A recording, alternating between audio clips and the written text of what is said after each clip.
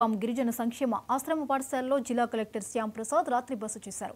గిరిజన విద్యార్థులకు అందుతున్న విద్యా ప్రమాణాలు, వసతి గృహాల మౌలిక వసతులను కలెక్టర్ పరిశీలించారు.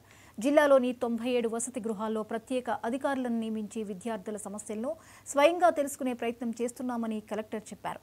ఇప్పటి వరకు పల్లె నిద్ర కార్యక్రమంలో 147 సమస్యలను గుర్తించి 102 సమస్యలను పరిష్కరించగలిగామని కలెక్టర్ చెప్పారు.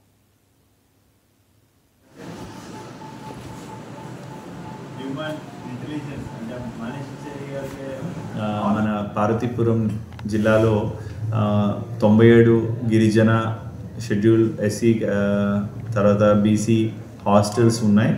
ఇక్కడ నియర్లీ ఒక 5000 నుంచి 6000 చిల్డ్రన్ దాకా చదువుతూ ఉన్నారు. ముఖ్యంగా హాస్టల్లో ఉన్నటువంటి విద్యార్థుల యొక్క విద్యా ప్రమాణాలు, చదువులో వీరు ఎలా రాణిస్తున్నారు అండ్ వీళ్ళకి చదువుల మీద ఇంకా ఎక్కువ ప్రోత్సహించే విధంగా ప్రతి ఒక్క హాస్టల్కి కూడా ఒక ప్రత్యేక అధికారిని నియమించి పల్లె నిద్ర అనే ఒక కార్యక్రమాన్ని చేపట్టడం జరిగింది. అందులో భాగంగా మన 97 ఇన్స్టిట్యూషన్స్లో కూడా ఈరోజు ప్రత్యేక అధికారులు బస చేసి విద్యార్థులతో నేరుగా వారి యొక్క ఎలా చదువుతున్నారు, వారికి ఇస్తున్నటువంటి భోజనం, వసతి మొదలైనవన్నింటినీ కూడా పరిశీలించడం జరుగుతుంది. అదేవిధంగా ఇక్కడ ఉన్నటువంటి మౌలిక సౌకర్యాల్లో కూడా ఏమైనా గ్యాప్స్ ఉంటే వాటిని కూడా గుర్తించి ఆ సంబంధించిన అధికారులకు చెప్పడం జరిగింది.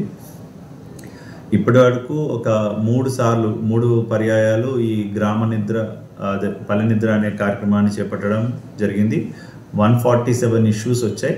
అందులో 102 అడ్రస్ చేసాం. ఇంకా 45 ఇష్యూస్ కొంత ఫైనాన్షియల్